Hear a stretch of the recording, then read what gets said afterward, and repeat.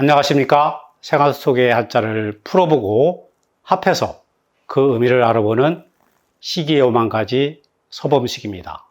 지난번 영상에서는 만맹은 첫 번째를 말하는 것으로 맹동이라고 하면 삼동의 첫 번째인 시호를 말하는 것이라고 이야기를 했습니다.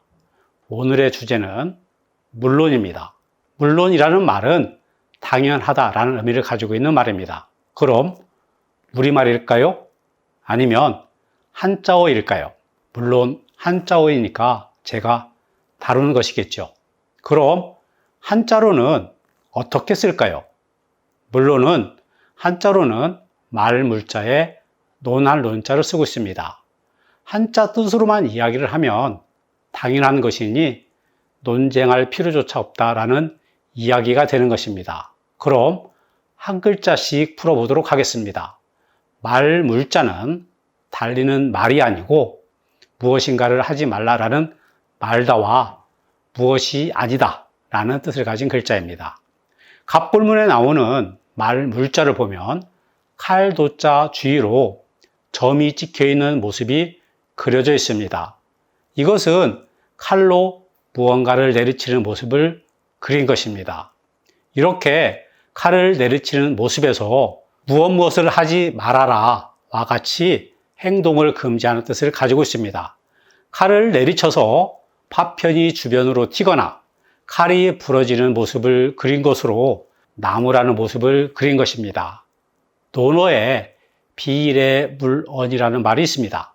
이 말은 얘가 아니면 말하지 말라 라는 뜻이 되는 것입니다. 다음은 논할 논자입니다. 논할 논자는 의논하다 라는 뜻을 가진 글자로 말씀 원자와 둥글 윤자가 결합한 모습을 하고 있습니다. 먼저 말씀 원자는 말이라는 뜻을 가진 글자입니다. 말씀 원자의 갑골문을 보면 입구자 위로 나팔과 같은 모양이 그려져 있습니다. 이것을 두고 악기의 일종을 그린 것이라고 보고 나팔을 부는 모습이라고 이야기를 하지만 단순하게 입과 말하고 있는 혀를 그린 것으로 보기도 합니다. 말씀 원자와 같은 뜻을 가진 글자로 말씀 어자가 있습니다. 이 두 글자를 합해서 언어라고 이야기를 합니다. 그럼 말씀 원자는 무엇이고 말씀 어자는 무엇을 말하는 것일까요? 시기의 생각을 말씀드린다면 말씀 원자는 나 이외 사람들의 말을 말하는 것이고 말씀 원자와 나를 의미하는 나호자가 결합된 말씀 어자는 나의 말을 말하는 것이라고 생각을 합니다.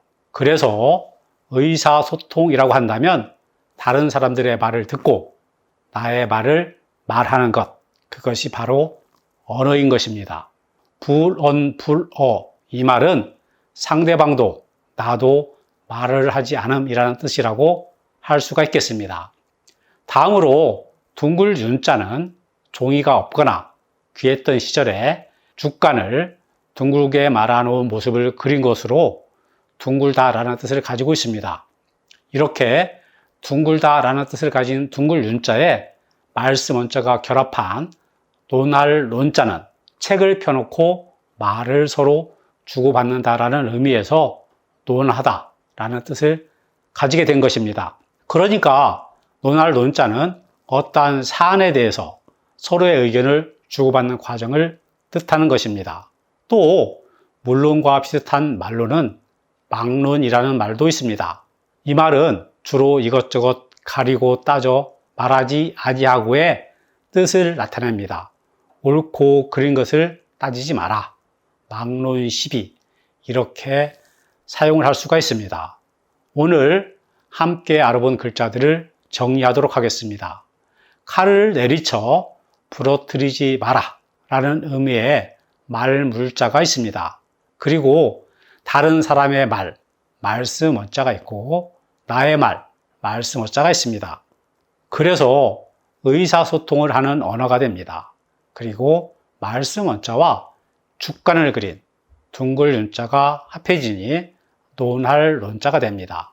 다음 영상은 안동 출신의 조선을 대표하는 학자 퇴계 이황과 관련이 있는 도산서원에 관한 이야기들을 다루도록 하겠습니다.